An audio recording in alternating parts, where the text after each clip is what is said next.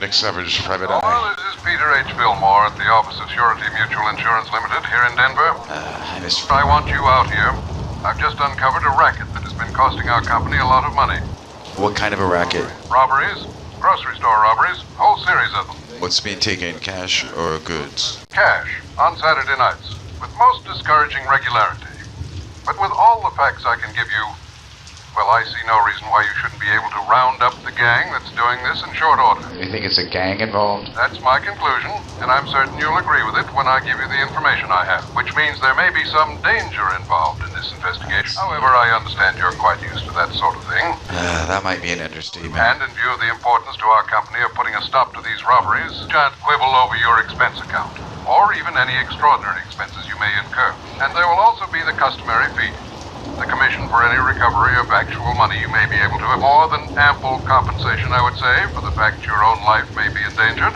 So expect you out here on the first possible plane flight. Goodbye, sir.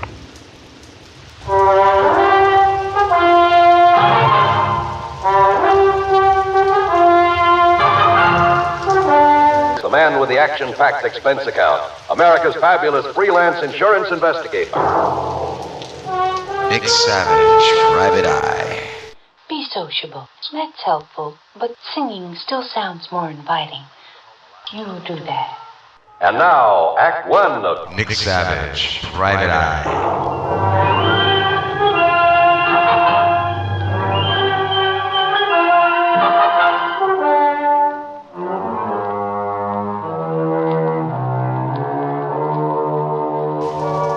Expense account submitted by Nick Savage to Surety Mutual.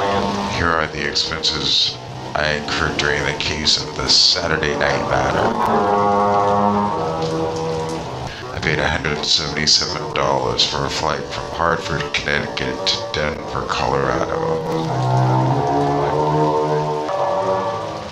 All over the state, in a regular pattern. A pattern that has finally, today, enabled me to realize there's a connection between these robberies. And in the first place, you must understand that insurance against loss of actual cash, well, not many companies issue it, without limit. However, since virtually all of our accounts are the commercial type, you understand. Instead of individual life and home policies. Manufacturing plants, merchandising organizations, that sort of thing. Including a great many stores, both large and small, including 50 or more grocery stores. Supermarket. It was my own idea to insure them against unlimited loss by robbery, and I must say it's increased our number of clients considerably. Yeah, I can imagine. But aren't the premiums for that kind of protection pretty high? Oh, very high. As a result, the company has shown a very nice profit over the past couple of years. But of course, if these robberies continue... Yeah, you see, there's been a definite pattern. Yes. To begin with, every one of them has occurred on a Saturday night. When the markets are likely to have more cash on hand than usual, right? How many robberies? So far, 8. It's about time you were catching up with them. Exactly. The robbers have forced their way in at gunpoint, just as the owner, alone, was about to lock up and leave. In each case, there have been 2 of them, wearing nylon stockings over their faces by way of disguise. One of them, tall and husky, the other one, short and thin. That's about as much description as we've been able to learn from the store owners. There's not much to go on. There's been no real coordination of police effort in these robberies. And that brings us to the important part of the pattern, which I only realized this morning. Whereupon I called you immediately. What do you got? The first was right here in Denver. The next in Pueblo, then Colorado Springs, Aurora, Lakewood, Englewood, Greeley. Last Saturday, a week ago tonight, the Casey Market over in Boulder was robbed. True to pattern. I'm not really following you. What pattern are you talking about? Denver, the largest city in the state. Then Pueblo, largest. Colorado Springs, next in size to Pueblo. Then Aurora. And so on down the line? Exactly. And the last robbery was... just a week ago. So there may be another one tonight. If you know the population of the various towns in the state, you gotta be able to tell me where they'll go next. Whether it's tonight or next Saturday or whatever. That's just the trouble. Until I get the latest population figures, well, I don't know. It'll be either in Wheat Ridge, barely northwest of Denver here, or in Grand Junction. How far away is that? some 260 miles. Oh, great. The last figures I have show 18,014 in Wheat Ridge, 18,021 in Grand Junction. But that may have changed. And there's no way of checking on that? Not before tonight, when there may be another robbery. Yet somehow you must decide on one of those towns and be there to prevent it. I have to decide. Of course. And I'm certain you realize how important your decision is. Sure. Wheat Ridge or Grand Junction? Oh, come on, man. There isn't much time. Let me see if I have a quarter in my pocket. Hmm? Yeah, there we go. I'm afraid I don't understand. Okay, then. Heads, I go to Wakeridge. Tails, I go to Grand Junction. What?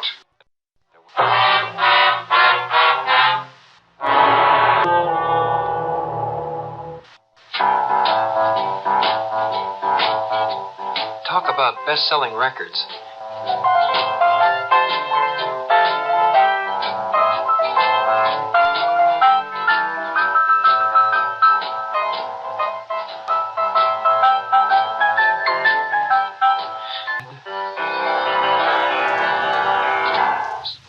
And now, Act Two of the Saturday Night Matter.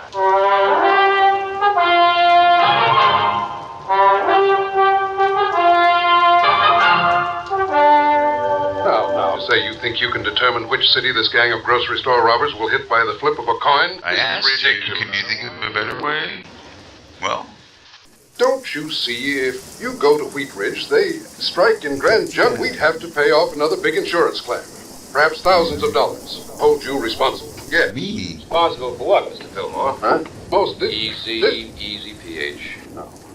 Albert Berry, my assistant. How are you? Albert is the one who really built up this plan of mine for insuring the stores against loss of cash. And if you want my opinion, PH, and I've said this before, we'd better stop issuing any more such policies right away. No. Cancel those that are outstanding. Give them a rebate and forget this whole thing. No, Albert. Admit that we're beaten by a bunch of crooks? You know I wouldn't. Yes, I know you wouldn't. But I still think you should. If we have to face any more of these losses... Let me worry about the losses. You just keep running up your nice big commissions on those policies and be glad you're getting them. No, sir.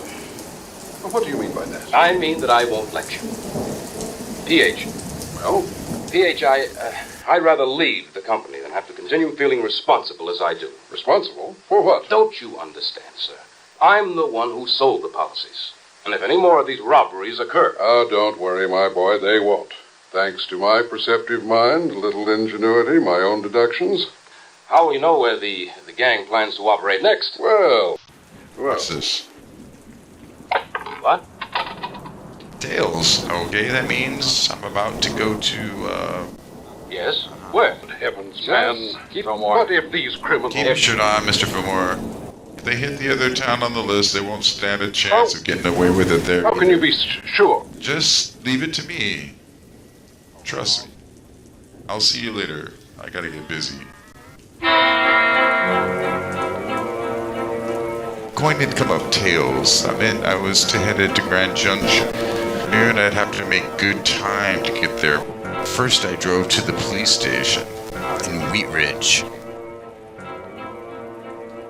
Well, sure, the supermarket's just a couple of blocks south of here. Don't worry. If they hit again tonight and that's their target, they won't stand a chance. Well, now, wait. What if they pick Grand Junction? You want me to phone the boys in the department over there?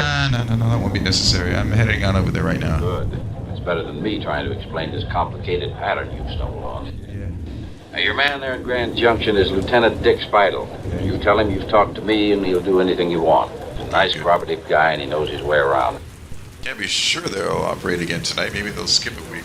We'll still be ready for them if they follow their pattern. So will the boys in Grand Junction. Okay. Thanks, Sergeant. I'll be in touch. Headed out west. The traffic was light, so I made good time over the broad winding highway. And I'll say this, it's a beautiful drive through that country. Maybe with luck sometime I'll get back there someday.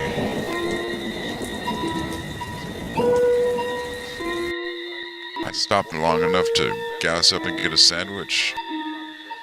And then drove on, but I didn't pay attention to the car behind me. It finally caught up with me a few miles from the junction. The highway was wet from the melted snow. I slowed down, which threw me into a spin.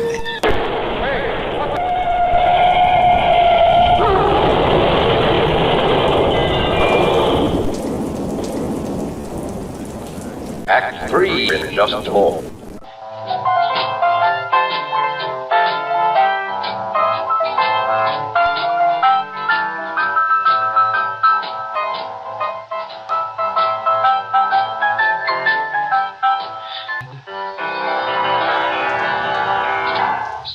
Nick Savage, Private Eye.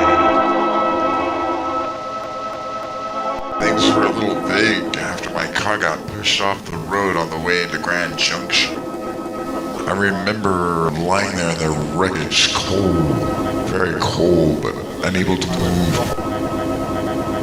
Then the state highway patrolman pulled me out from underneath the steering post, and I remember passing out again when I got into the car. I remember being wheeled along on a stretcher through a long corridor and the smell of antiseptics and the sight of a hand with a hypodermic above my left arm. Soft, warm, comforting After darkness. that, soft, warm, comforting darkness.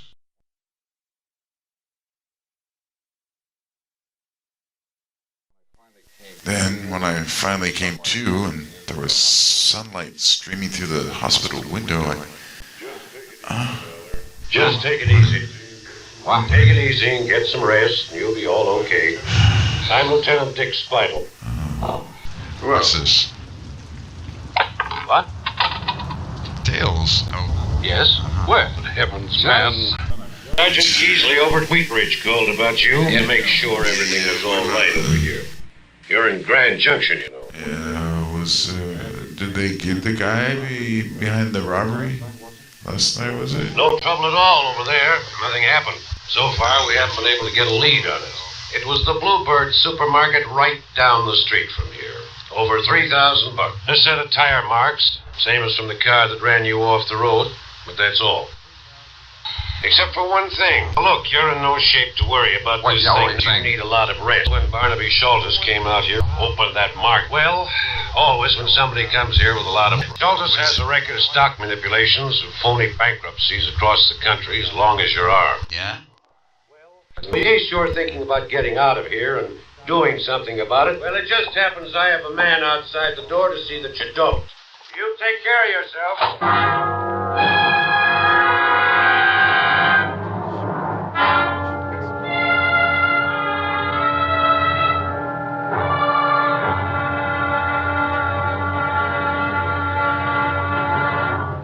Now, Act 4. Nick Savage, Private Eye.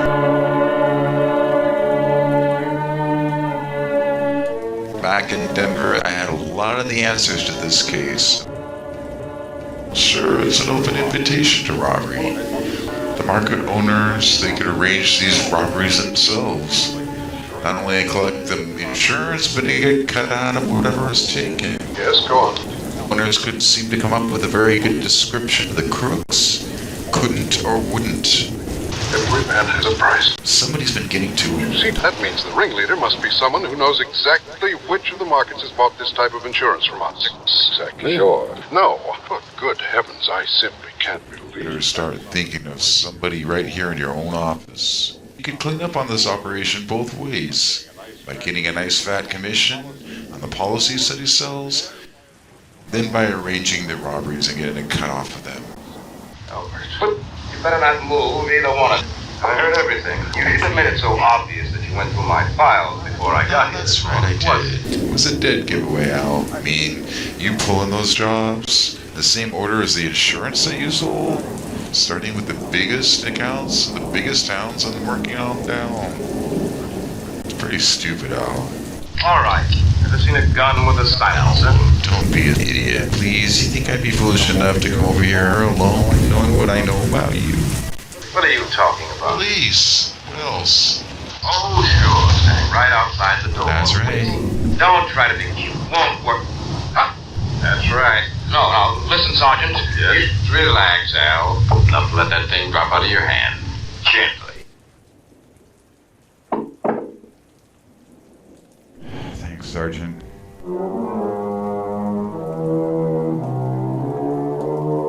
Sure. In the hope that it might make things easier for him, Al produced the punks that had been working with him who actually pulled the jobs. But you know something? I doubt it'll do him much good, or the store owners that played along with him. Expense account total, including hospital bill, 30101. Nick Savage, Private Eye.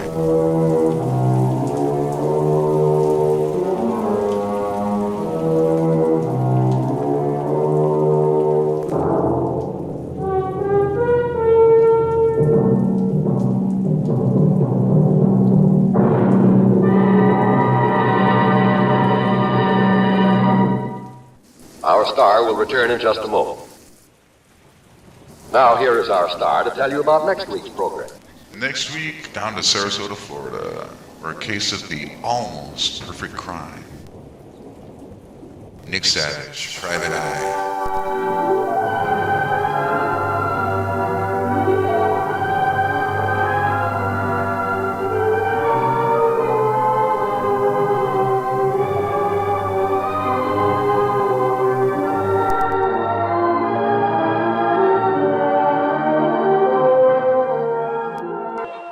Heard in our cast were Bartlett Robinson, James McCallion, Forrest Lewis, and Russell Thorson.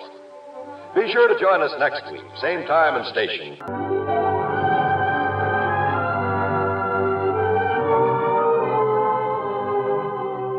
This is John Wall speaking. This is the CBS Radio Network. This is Jim Amici, and experts say it'll mark the beginning of the world's most productive years, a boom time. But let's remember that there are still millions in this small world who do not have enough to eat. People who need shelter, people who need medicines, people who need a kindly helping hand. So it's time to give like 60.